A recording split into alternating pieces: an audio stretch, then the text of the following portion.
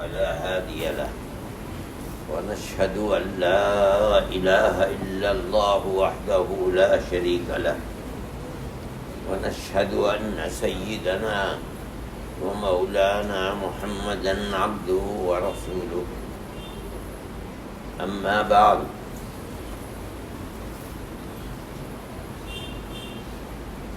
اللہ کا ذکر کرنے والے کو جو بڑے بڑے مشائخ اور شیوخ طریقت ہیں وہ یہ کہتے ہیں کہ ذکر کرنے والے کو اپنی زندگی ایسی بنانی چاہیے، کوشش کرنی چاہیے کہ اس سے کسی کو تکلیف نہ پہنچے اور اللہ کا ذکر کرنے والے کے دل میں ہر ایک کو فائدہ پہنچانے کی طلب ہونی چاہیے،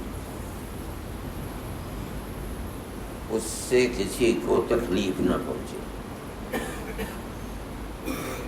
نبی کریم علیہ السلام کی زندگی ایسی ہی تھی، آپ کے ساتھ آپ کے مخالفین نے جو کیا مکہ معظمہ کے اندر، وہاں تو آپ کے ہاتھ میں دنیا کی کوئی طاقت نہیں تھی، آپ کھل کر عبادت بھی نہیں کر سکتے تھے، آپ کو نقصان اور تکلیف پہنچانے میں مخالفین نے جو کر سکتے تھے وہ کیا، لیکن اللہ کا حکم تھا کہ آپ کوئی جواب نہیں دیں گے۔ ایمان لانے والے چند ہی لوگ تھے، انگلیوں پر گنے جا سکتے تھے، ان کو بھی حکم یہ تھا کہ کسی کی بات کا جواب نہیں دینا۔ 13 سال اسی طرح گزرے، لیکن جب آپ مدینہ منورہ میں آئے تو اللہ کے حکم سے یہاں آپ نے اسلامی حکومت سب سے پہلی دنیا میں اس کی بنیاد رکھی۔ حکومتوں کے پاس جو چیزیں ہوتی تھیں وہ سب آپ کے پاس تھیں، آپ کے پاس طاقت تھی، آپ کے پاس صحابہ کی فوج تھی، آپ کے پاس بیت المال، جیسے ہمارے ملک میں اسٹیٹ بینک ہے اس طریقے پر بیت المال تھا، قید خانہ تھا۔ یہاں اس وقت دنیا کے بادشاہوں کا طریقہ یہ ہے کہ اگر کسی نے ذرا بھی مخالفت کی تو گردن اڑا دی گئی، لیکن یہاں بھی آپ کا معاملہ یہ ہے کہ آپ کے کسی مخالف کے ساتھ آپ کا طرز عمل مخالفت کا نہیں ہے۔ آپ کے قتل کی سازشیں کی گئی، آپ ایک دیوار کے نیچے سائے میں بیٹھے تھے، بیٹھایا گیا کہ یہاں بات کریں گے یہودیوں نے، اور یہ اسکیم بنائی کہ اوپر سے ایک بڑا پتھر آپ کے اوپر گرا دیا جائے، مسئلہ ختم ہو جائے۔ اللہ نے حکم دیا آپ ذرا سا ہٹ کر کے 2-4 فٹ یا 1-2 گز ادھر ہو گئے اور وہ پتھر آ کے پڑا اس جگہ جس جگہ آپ بیٹھے ہوئے تھے۔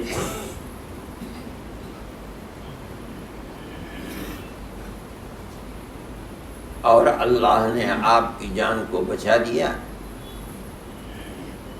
قرآن کی آیت اس واقعے کو ذکر کرتی ہے، اذ ہم قوم ان یبسطوا الیکم ایدیہم فکف ایدیکم عنہم فکف ایدیہم عنکم، اسی کی طرف اشارہ ہے کہ انہوں نے تمہارے اوپر ایک آخری فیصلہ کرنا چاہا، لیکن اللہ نے ان کے ہاتھوں سے تمہاری حفاظت کر لی۔ نبی کریم علیہ الصلوۃ والسلام نے انہیں کچھ نہیں کہا۔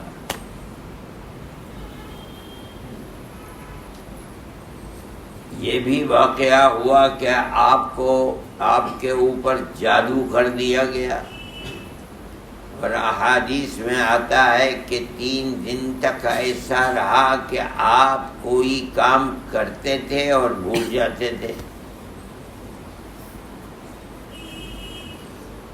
پھر اللہ نے آپ کو باخبر کیا کہ فلاں شخص نے آپ پر جادو کیا ہے، اور وہ دفن کیا ہوا جس کے اندر کچھ آپ کے جسم کے حصے بھی ہیں، اس کے اندر فلاں کنویں کے اندر مدفون ہے۔ آپ صحابہ کے ساتھ گئے، اسے نکالا، حالات ٹھیک ہو گئے۔ مگر آپ نے کسی کو اپنی ذات پر کوئی حملہ کرنے اور تکلیف پہنچانے کا بدلہ نہیں دیا۔ آپ خیبر میں تشریف لے گئے، ایک یہودی عورت نے ایک بکرا بھنا ہوا آپ کے پاس بھیجا، جس کے اندر بہت تیز زہر تھا۔ آج مسئلہ ختم ہو جائے گا۔ نبی کریم علیہ الصلوۃ والسلام نے منہ پر رکھا اسے، اللہ نے جبرائیل امین سے اطلاع دی کہ تھوک دو، تھوک دیا، اندر نہیں گیا۔ آپ نے کہا کہ اس عورت کو بلاؤ، وہ عورت بلائی گئی، کہا کہ تو نے اس کے اندر زہر ملایا ہے، کہا کس نے بتایا؟ تو آپ کے ہاتھ میں اس کا دست تھا، کہا اس نے مجھے بتایا، کہا کہ ہاں ہم نے زہر دیا۔ کیوں دیا؟ کہا کہ اس لیے دیا تھا کہ اگر تم سچے نبی ہوگے تو اللہ تمہیں بتا دے گا، تم نہیں کھاؤ گے، اور اگر جھوٹے ہو تو مسئلہ ختم آج ہو جائے گا۔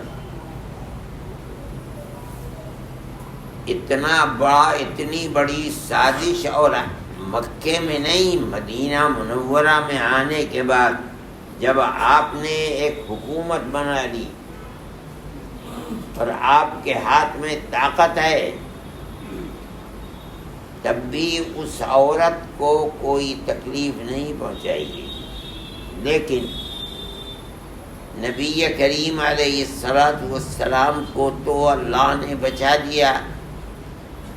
ایک اور صحابی تھے بشر ابن البراء رضی اللہ تعالی عنہ، انہوں نے اس کا لقمہ پیٹ کے اندر پہنچا لیا تھا، کھانے کے لیے بیٹھے تھے۔ جب ان کا انتقال ہو گیا اس لقمے کے کھانے کی وجہ سے، تب اس عورت کو قصاصاً قتل کیا گیا۔ نبی کریم علیہ الصلوۃ والسلام کے جسم اطہر پر اس کا اثر تھا، بہت گرمی ہو جاتی تھی تو آپ لوگ کہتے ہیں کہ آپ کا پچھنے لگوانا اسی بنیاد کے اوپر تھا۔ بہرحال نبی کریم علیہ الصلوۃ والسلام کے خلاف کیسی سازشیں ہوئیں؟ قتل کرنے کی۔ وہاں مشرکین مکہ اور یہاں غیر مسلم مشرک تو نہیں تھے جو قبیلہ مدینہ منورہ کے اندر شرک کرنے والے تھے، اللہ نے ان کو تو ایمان کی توفیق دے دی، لیکن اہل کتاب تھے یہود، انہوں نے سازشیں کی، نبی کریم علیہ السلام ہر ایک کو معاف فرماتے رہے۔ صوفیہ کہتے ہیں کہ مومن کو جو اللہ کا ذکر کرنے والا ہے اس کو اپنی زندگی نبی کریم علیہ السلام جیسی زندگی بنانی چاہیے، ہر ایک کے ساتھ خیر کا معاملہ، چاہے اپنا ہو چاہے پرایا ہو، کسی کی ذات کو تکلیف پہنچانا، نقصان پہنچانا، یہ اللہ کا ذکر کرنے والے کی شان نہیں ہے۔ اس لیے کہ ذکر اللہ کی بنیاد یہ ہے کہ ذاکر اپنی زندگی کے اندر ان صفات کو پیدا کرے جو صفات آقا نامدار حضرت محمد صلی اللہ علیہ وسلم کی تھیں، دنیا میں ان کو بھیجا گیا ہے اور امت کو تلقین کی گئی ہے کہ ان کی جیسی زندگی اپنی زندگی کو بناؤ، اور اللہ کی جنت تک جانے کا راستہ یہی ہے۔ جنت میں وہی لوگ جائیں گے جنہوں نے دنیا میں اپنی زندگی صاحب جنت یعنی نبی کریم علیہ السلام جیسی بنائی ہے۔ جائے گا تو ہر مومن، لیکن وہ خوش نصیب جو بغیر حساب و کتاب کے چلے جائیں، یہ بھی ایک طبقہ ہے۔ دوسرا طبقہ وہ ہے کہ حساب ہوگا لیکن حساب یسیر ہوگا، بغیر حساب و کتاب کے نہیں، حساب دو، لیکن حساب دو طرح کے ہیں، ایک مشکل حساب، ایک آسان حساب، یسیر اس کو کہا گیا۔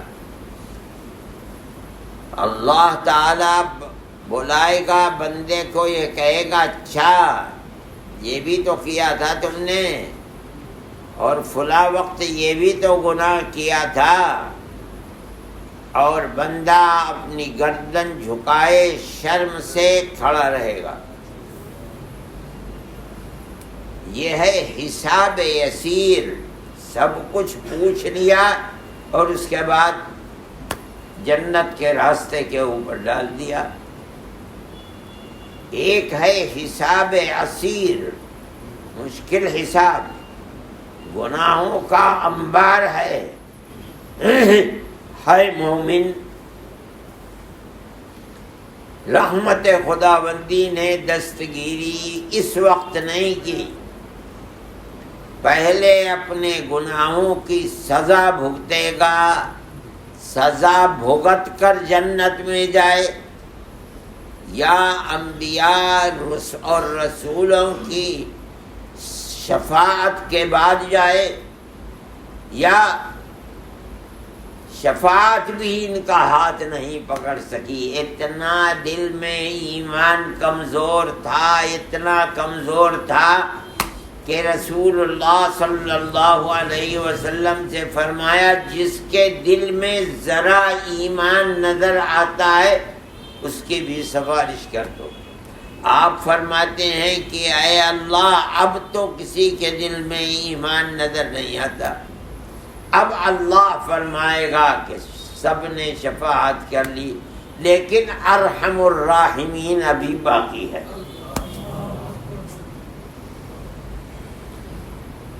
تب اللہ اپنے ہاتھ ڈال کر جہنم سے ایک خلق خدا کو نکالے گا۔ یہ وہ لوگ ہیں جن کے دل میں ایمان اتنا کمزور ہے، اتنا کمزور ہے کہ اللہ کا نبی بھی اس ایمان کا ادراک نہیں کر پا رہا ہے۔ اب اللہ نکالے گا اور ان کو جنت سے جو نہر نکل رہی ہے، ان کا جسم جو کوئلے کی طرح کالا ہو چکا ہوگا اس میں غوطہ دے گا، اور بعض روایات میں آتا ہے کہ ان کو جنت کی دیوار کے پاس ڈال دیا جائے گا، جنتی لوگ اوپر سے جنت کا پانی ان کے اوپر اڑے گے، اس پانی سے ان کا جسم چاندی کی طرح چمکنے لگے گا۔ ان کے اوپر لکھا ہوگا ہؤلاء عتقاء اللہ، ان کے پاس کوئی عمل نہیں تھا جس سے یہ جنت میں آئے ہیں، یہ تو اللہ کے آزاد کیے ہوئے، اپنا ہاتھ ڈال کر اللہ نے جہنم سے انہیں نکالا۔ در حقیقت مومن جو اللہ کو راضی کرنے کے لیے ذکر کرتا ہے، اتنا خوش کرنے کے لیے، اتنا خوش کرنے کے لیے کہ اللہ راضی ہو کر کے اس کی کشتی کو پار لگا دے، اس کی آخرت کو آباد کر دے، اس کا ٹھکانہ جنت بنا دیں۔ اللہ کے ذکر کا یہی مقصد ہے، اور اگر کوئی اور مقصد ہے تو وہ بیکار ہے۔ ذکر اللہ کا فائدہ اللہ کو راضی کرنا ہی ہے اور بس۔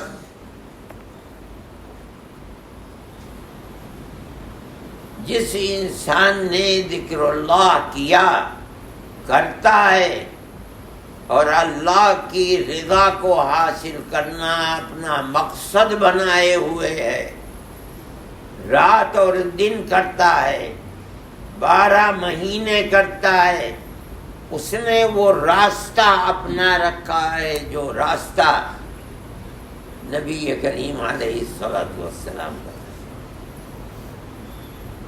یہی مقصد ہے اور اہل اللہ کا یہی کام ہے، جس کو قرآن میں یہی لوگ ہیں اتنا ذکر کرنے والا، ایسے ذکر کرنے والا، اس نیت سے ذکر کرنے والا، اللہ راضی ہو جائے۔ اور اگر یہ نیت صحیح ہے تو رات اور دن لوگوں کے سامنے ہو تب، رات میں ہو تب، گھر میں بیٹھا ہو تب، جنگل میں ہو جہاں کوئی دیکھنے والا نہیں ہے تب، اللہ کو یاد کرتا رہے گا تاکہ راضی ہو جائے، اس سے رشتہ ایسا مضبوط ہو جائے۔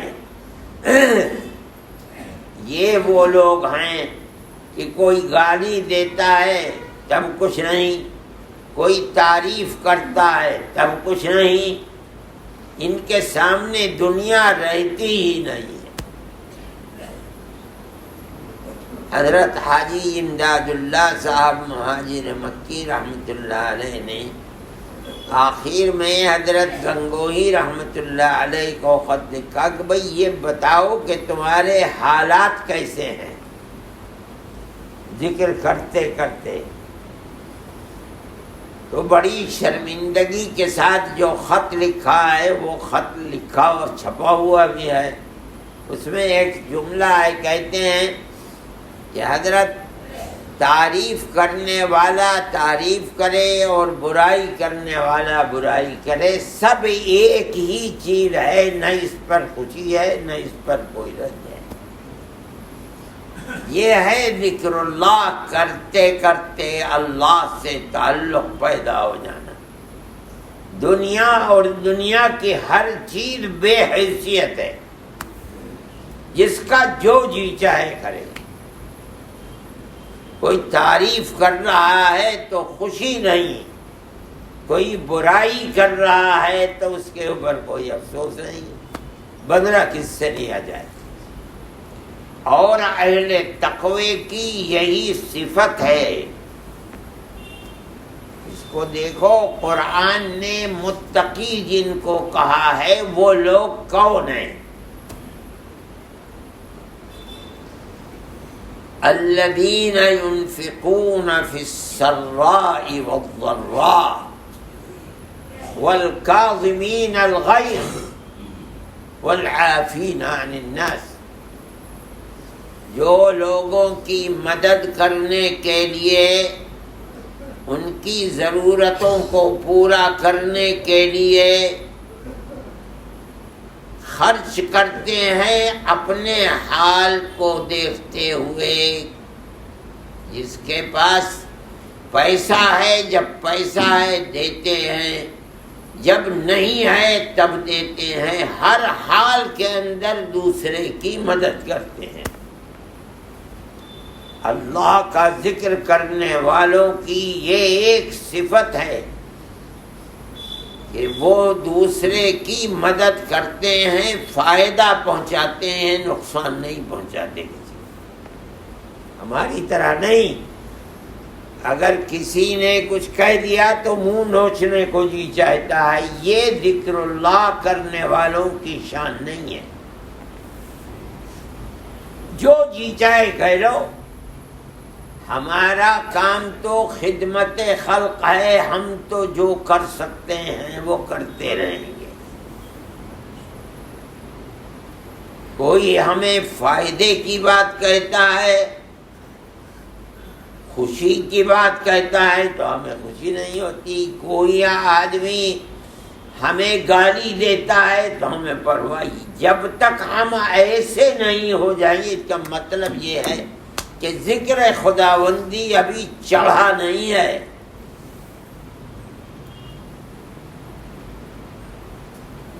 ذکر اللہ کا مطلب یہ نہیں ہے، یہی نہیں ہے کہ بس اللہ کا ذکر کرتے رہو، کرتے کرتے غیر اختیاری طریقے کے اوپر یاد ہو نہ ہو زبان پر اللہ اللہ، سانس سے اللہ اللہ، دل سے اللہ اللہ نہیں. اس کے بعد پھر تعلق خلق اللہ سے ایسا ہونا چاہیے کہ اس کی زندگی میں بس جائے. لیکن ہر آدمی کو نفع پہنچانا اور نقصان سے بچانا اس کی طبیعت میں رچ بس جائے. اس کے اخلاق بڑے بھاری اور اچھے اخلاق ہو جائیں. جب ذکر کا اثر اتنا آدمی کے دل، دماغ، خواہشات نفس پر اتنا پڑ جائے کہ اب نہ کسی کی تعریف سے دل خوش ہوتا ہے اور نہ کسی کی برائی سے تکلیف ہوتی ہے. یہ ہے، اس کو فرمایا گیا کہ ہر ایک کی مدد کرتے ہیں. یہ ہیں متقی لوگ. دوسری چیز والکاظمین الغیظ، غصے کو پیتے ہیں. یہ نہیں کہ غصہ آ گیا اور اول فول بکنے لگے. ذاکر ذکر کرتا ہے، ہیں پیر صاحب، لیکن مجال نہیں ہے جو کسی کی غلط بات کو برداشت کر دے. نہیں، بلکہ اللہ کے ذکر کرنے کا اثر دل نے، دماغ نے قبول کر لیا. جب کہا جائے گا، جب غصے کو پی لینا. کسی پر غصہ آ رہا ہے، اظہار نہ ہو، زبان سے، ہاتھ سے، آنکھ سے، کوئی چیز نہیں.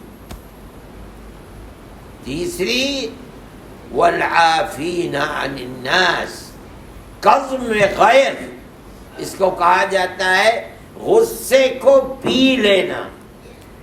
یہ اللہ کی خوشنودی کے لیے بہت بڑی چیز ہے۔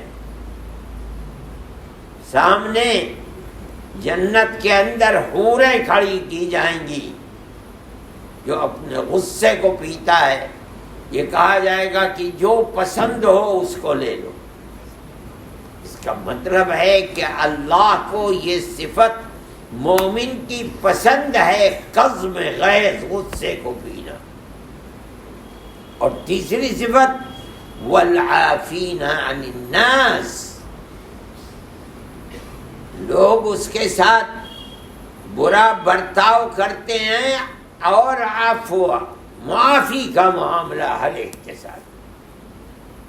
عن المؤمنین نہیں فرمایا، لوگوں کے قطع نظر اس کے کہ تجھے برا کہنے والا یہودی ہے، نصرانی ہے، ہندو ہے، مسلمان ہے، جو تجھے برا کہتا ہے عفو درگزر کا معاملہ کر۔ ذکر اللہ کرنے والے کی یہ صفات ہونی چاہیے، یہ نہیں کہ آدمی ذکر ہی کرتا رہے بس۔ صحیح ہے، ذکر کرتا رہے اور اپنے اندر ان صفات کو پیدا کرے، اپنے اخلاق ویسے بنائے جیسے آقا نامدار حضرت محمد صلی اللہ علیہ وسلم کے تھے اخلاق۔ اور ہمارے بزرگ ایسے ہی ہوا کرتے تھے۔ میں نے تو اور بزرگوں کو دیکھا نہیں ہے، جو پہلے تھے وہ تو اور بھی ہوں۔ ہندوستان کے اندر تقسیم ملک کا مسئلہ چل رہا تھا، ایک طرف مسلم لیگ تھی، دوسری طرف مسلمانوں میں جمعیت علماء تھی، اور تو کوئی جماعت تھی بھی نہیں۔ آج تو بہت سی جماعتیں، ہر آدمی اپنے جیب میں جماعت لیے پھرتا ہے۔ اس زمانے میں تو کوئی بھی جماعت نہیں تھی، جمعیت علماء ہند تھی۔ جمعیت علماء ہند نے بہت غور و خوض کر کے یہ موقف اختیار کیا کہ ملک تقسیم نہیں ہونا چاہیے۔ ہم تو 1400 سال سے ملک کے اندر ہندو اور مسلمان رہتے چلے جائیں۔ آج کون سی آفت ہے کہ مسلم ہے تو مسلم لیگ میں ہے۔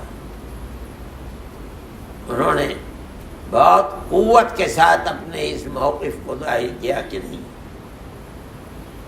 ہم جس طرح رہتے ہیں ہم اسی طریقے پر رہیں گے۔ ان کی سمجھ میں نہیں آتا تھا، وہ کہتے تھے یہ تو اپنے آپ کو محدث کہتے ہیں، حدیث پڑھاتے ہیں، انہوں نے حدیث کو سمجھا ہی نہیں۔ خیر، یہ تو ایک مسئلہ تھا۔ لوگ جو کر سکتے تھے وہ کیا۔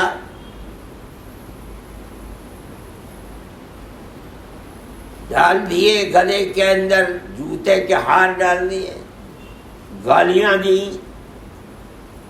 ٹوپی پیروں میں رہندی، سب کچھ ہوا اور سب کے ساتھ ہوا، علماء کے ساتھ۔ میں یہ دیکھا کرتا تھا کہ وہاں سے خطوط آتے تھے پاکستان سے، ہم سے یہ غلطی ہو گئی، ہم سے یہ غلطی، معاف کر دی۔ کبھی چہرے کے اوپر اتنی بھی گرانی نہیں۔ جو ان کے خطوں کے جواب دیا کرتے تھے، میں نے معاف کیا، اللہ معاف کرے، لکھ دو، میں نے معاف کیا، اللہ معاف کرے۔ یہ مومن کی، ذکر اللہ کرنے والے کی صفت ہے۔ والعافین عن الناس قرآن کہتا ہے، کوئی بھی ہو،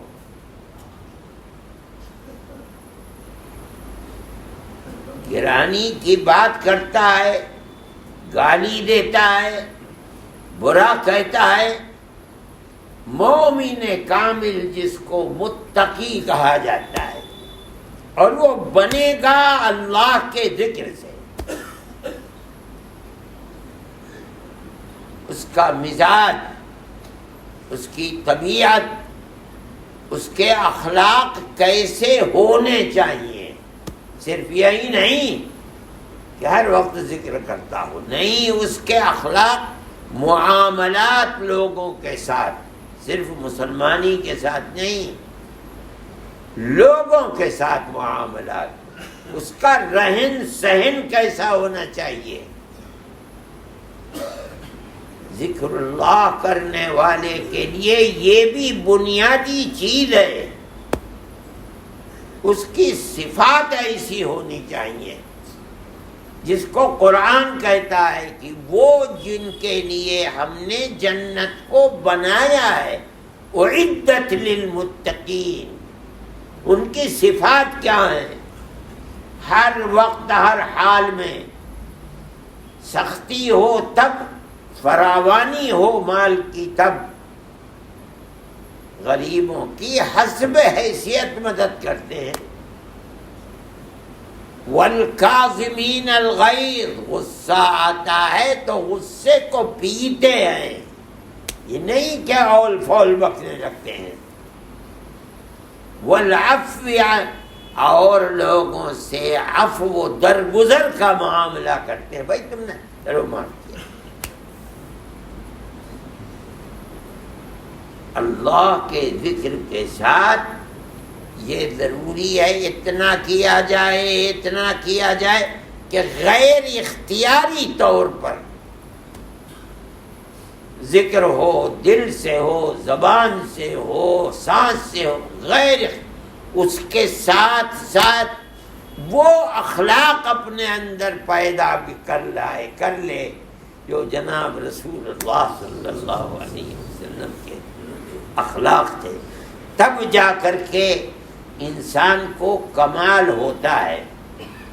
مطلب یہ ہے کہ اللہ کا ذکر کرنے والے کو پہلے تو اتنا ذکر کرتے رہنا چاہیے مستقل 12 مہینے کہ ذکر اللہ اس کا مزاج بن جائے. سوتا ہے تب ذکر کر رہا ہے، جاگتا ہے تب ذکر کر رہا ہے،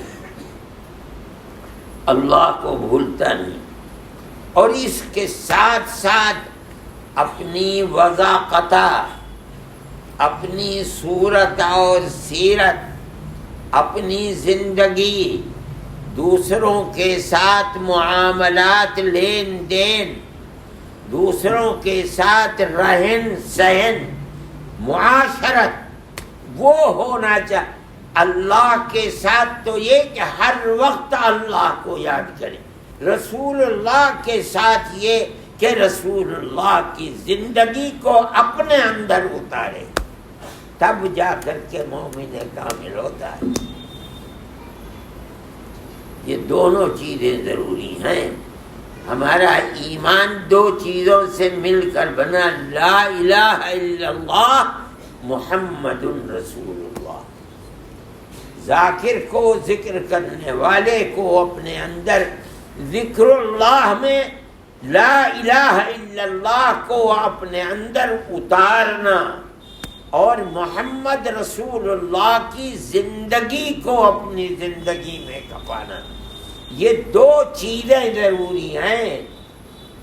ایک اگر ہوگی دوسری نہیں ہوگی تو یہ نقص ہوگا، کمزوری ہوگی، یہ تکمیل نہیں ہے.